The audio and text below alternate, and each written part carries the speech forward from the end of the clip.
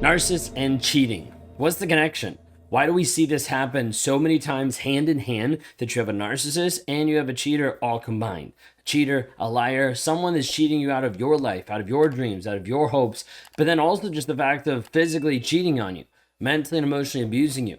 This whole aspect of being a narcissist and being a cheater oftentimes go hand in hand. And we're going to talk about that today and dive into a little bit of the connection between narcissism and also cheating. Now, I've made different statements before that talk about how all narcissists cheat. And I think that's true, because I think narcissists will cheat you out of a lot of things. Not just the fact of stealing from you mentally and emotionally, not just of like taking your hopes and dreams, but then also physically cheating on you. Now, if we look inside the small niche of just physical cheating, does every narcissist physically cheat? No, that's obvious. We're not talking about that at this point. We're saying, hey, all narcissists do cheat. They cheat you out of your reality. They cheat you out of the life. They cheat you out of being able to be present with your kids.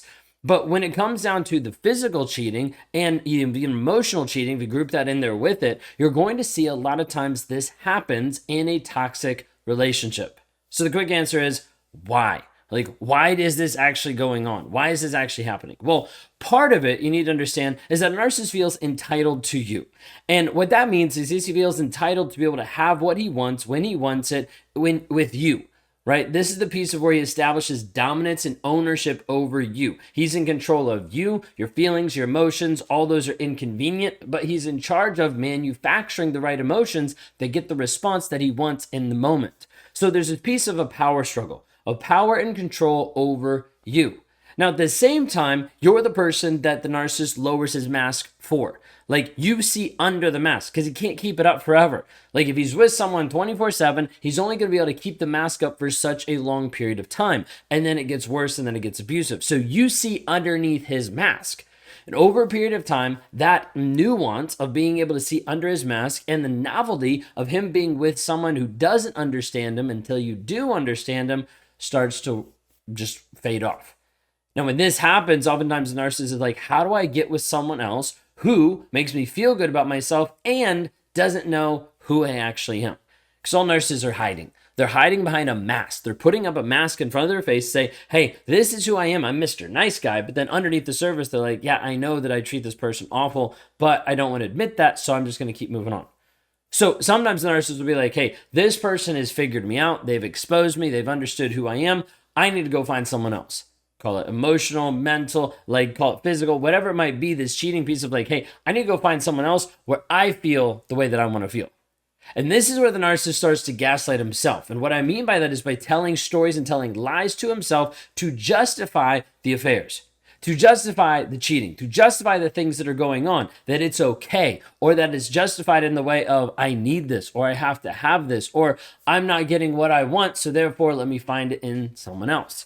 So then the narcissist goes and he looks for someone else. And so he's constantly looking for someone else. He might be cycling through different people, different cycles, different supplies, all of this to be able to have his cake and eat it too.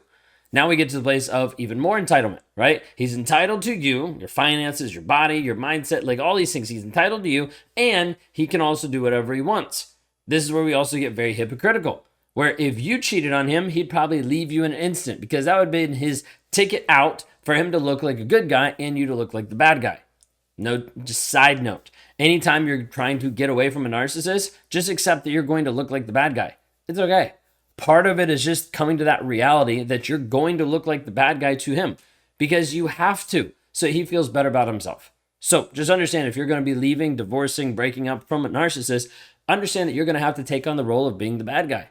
And that's just part of it.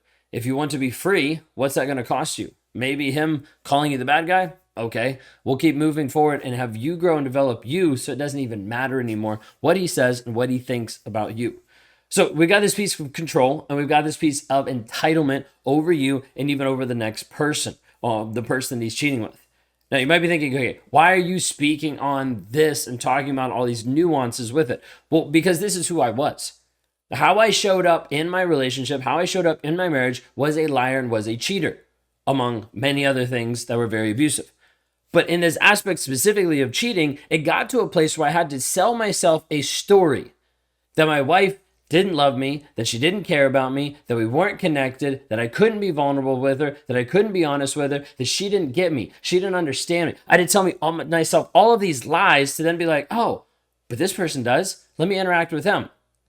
And then you lay on top of it different levels of obligation, more obligation, religious obligation of like, well, I can't leave my wife. Like, I can't divorce her because then I would look bad. See how it doesn't make sense? It doesn't make sense, but on the same time, inside the narcissist mind, they're doing these mental gymnastics and hoops to try to make sure that they're doing what they need to do. This is why he's going to continue to do this over and over and over again until he's willing to be honest. Now, with the cheating piece, you're going to see different aspects where the narcissist will continue to cheat and cheat and cheat. And you'd be like, why doesn't he just leave? Like, if you're unhappy here, if you're dissatisfied by me, then why don't you just leave and go to her? Well, that would be ideal, right? But he's typically not going to do that. Why? Because one, he's comfortable where he is. He's comfortable inside the relationship with you because of the fact that he's not having to do something different and be with this other person 24/7. Like, he can cheat and come home. It's like grandparents. They can spoil the kids and then they can leave them, right? Like, that's what he's doing. He's being with this person, mask is up so he looks great, and then he leaves. Mask comes down and you experience the dark side of him. He's comfortable because he can dump all of his shit on you and he can show his best side to the next person. And then that person will eventually see under the mask. And then they move to the next person. And then he moves to the next person over and over and over. So you might be thinking, why doesn't he just leave? It would seem so much easier if he would just leave. Well, the other piece is that he's a coward. Okay. And a narcissist is a coward because he doesn't want to be honest with himself. And he also doesn't want to be honest with you about what's going on, about how he's feeling, about all of these different pieces of emotions and ideas that are happening. Instead, he'd rather run from it. He'd rather hide from the truth, hide from accountability, hide from responsibility, and act and pretend like everything is okay. But in reality, it's not. It's just all falling apart. But he's trying to be able to show up in a way that says, look at me. I'm a good guy. I'm a good husband. I'm a good father. I'm a good churchgoer. Like, all these different things that he'll put out there, when in reality, underneath the surface, it's not true at all. But he's too much of a coward to actually do anything about it. There's guilt, there's obligation, there's shame, there's all different types of things that keep a narcissist in a relationship simply because of image, how he looks, how he appears to everybody else. So you have this aspect of him just being a coward. You also have this aspect of him being the chaos. And what I mean by this is, think of a tornado or a hurricane. In the eye of a tornado or a hurricane, this typically not crazy wind. It's typically actually peaceful for just a moment, and then the eye passes over and it gets really hectic and crazy with all the wind and debris that are flying around. Well, when you're in a narcissist's life, you're in his vortex of a tornado. He's in the center being like, life's not bad. I can control and cause all this chaos around me, but it's not affecting me. I'm just in the epicenter of everything that's getting thrown around in this other person's life. Well, this is also the reason why he doesn't really care that it's destroying you, that it's hurting you, that's affecting you. All he cares is that he's not getting affected in the middle of the storm and in the middle of the chaos. So he's in the middle and he's like, why should I leave? Like, this isn't that bad of a situation. I can come home. I have a place to sleep. It doesn't really matter. I can do whatever I want here and I can go do whatever I want there. They're literally like leeching off of you, using you to be able to get what he wants. But this chaos that ensues keeps you so stuck and so confused on justifying, on trying to be able to tell him, no, this isn't what's going on, to try to be able to fight back, to project. Like, there's a million different things that happen in the chaos that get you so confused that you don't actually do anything about it. So then he stays comfortable, and then he stays okay with saying, hey, I'm just going to stay in this relationship, put on a mask at times in here, but then go out and cheat. Now, there's also like a high that comes with it. And what I mean by that is, when you watch like a movie or a TV show, there's different ebbs and flows in it, but there's excitements, right? Are the bank robbers going to get away? Are they going to get caught? Are the good guys going to do this? Or are they going to, like, there's all this pieces here. And a narcissist is running off of a lot of times adrenaline inside the aspect of cheating. Can he get away with it? Is it something that he can get really close to you finding out, but you don't find out? That kind of piece is also very addicting, where a narcissist is excited to be able to do this cheating, excited to have this going on simply because of the high of getting away from it, the high of cheating, the high of lying.